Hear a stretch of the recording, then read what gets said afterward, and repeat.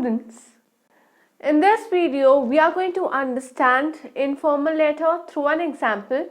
Now in the earlier videos we've already discussed the format of writing an informal letter. So today let us rewind all those, let us recall all the format and then understand how to write an informal letter through example. So the question over here is that you have to write a letter to your aunt Gautami narrating an incident of bus in which you were travelling, and you have to sign yourself as Jumana. Now from the format itself it is clear that it is not a formal letter and it is an informal letter. Why?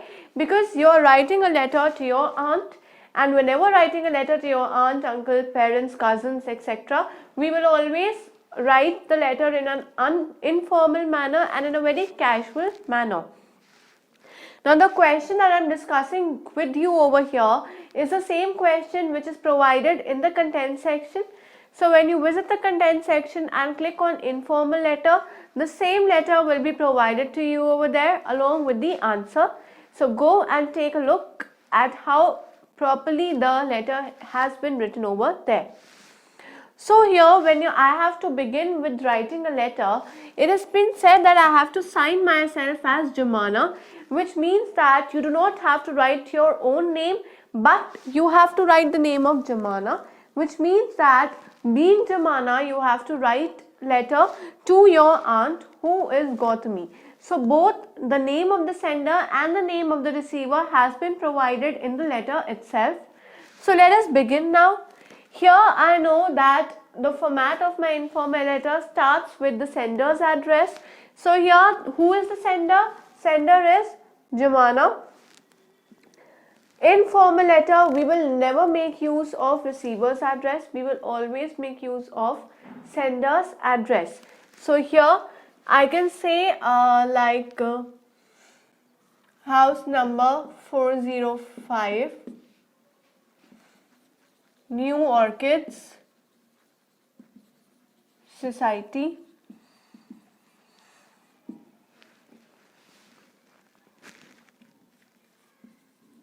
New Delhi, right? Now if I do not know the postal code of Delhi, I do not need to mention that as well. Leave it as it is. Next, I have to leave a line over here and then I will write the date on which the letter has been written. Now suppose it was 15th January 2000 and whatever the year is.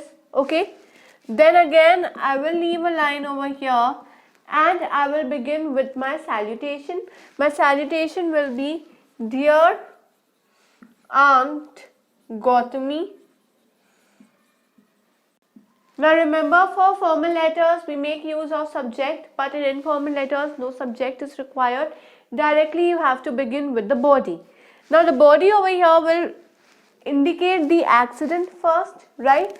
So I will say that I hadn't been living and writing to you this letter if I was not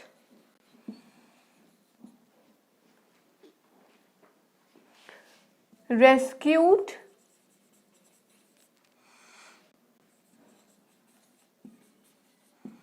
by the police in an accident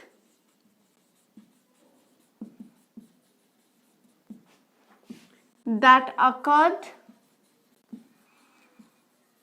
last week. Right? Now writing this, it is clear that I am indicating aunt that I had met with an accident and the accident was so bad that I would have even died in that, but thankfully because with the help of police I was rescued and now I am okay, right? So in this it is clear what I have to say, how I have to begin. Now just by beginning this you can further add to what happened. Next can be your paragraph number 2. You can elaborate the incident. How can you elaborate the incident? By saying how the bus collided and with what the bus collided. Here the collision, I can say, it took place between bus and a truck. Why you were traveling in bus? You can also write why traveling. Where were you going?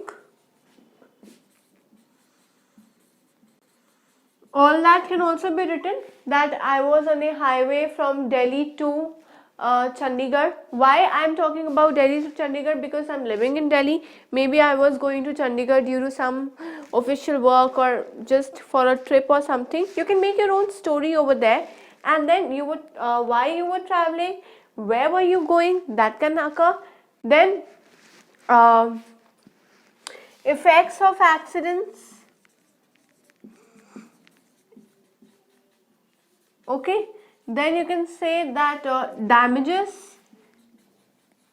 which the accident caused, any damage to life, who were you traveling with, right? Was there any death during the accident? How many people were injured during the accident? But do not make it a report writing, right? Make it just a letter. And also you can say that I thank God for saving me. I pray to God daily for recovery of those injured people who were traveling with me, right? That can be your conclusion. This is your paragraph. Your conclusion can be by thanking God. It can be by praying to God for recovery of injured people. Then I've always said that earlier also in the previous video I had said that while concluding you'll always say that if you're writing a letter to your aunt, then if she is married, then you also have to pay regards to uncle. So you can say that pay my regards to uncle. Now the name of uncle is not given. You can also say to Uncle Aniket, right? Any name you can provide over there. Pay my regards to Uncle Aniket, and do not worry about me. I'm fine now. And at last you can say, you can end by yours affectionately, or you can end by saying yours loving. Okay, and then you do not have to write your name. Why? Because the name has already been provided. Being Jamana, you're writing the letter, so again yours affectionately, you will say Jamana. And this is how you're going to end the body of the letter. So the format of the letter is very clear. Begin with the address, leave a line, write the date, leave a line. This is my salutation, right? In the salutation we basically have to greet whoever you are writing the letter to, begin the letter, elaborate why you are writing to that person, then conclude, pay the respects, say hi, hello to the children or whatever, and then end it by saying yours loving, yours caring, yours affectionately, and then your name in the end. So this was the entire example along with the format of the informal letter.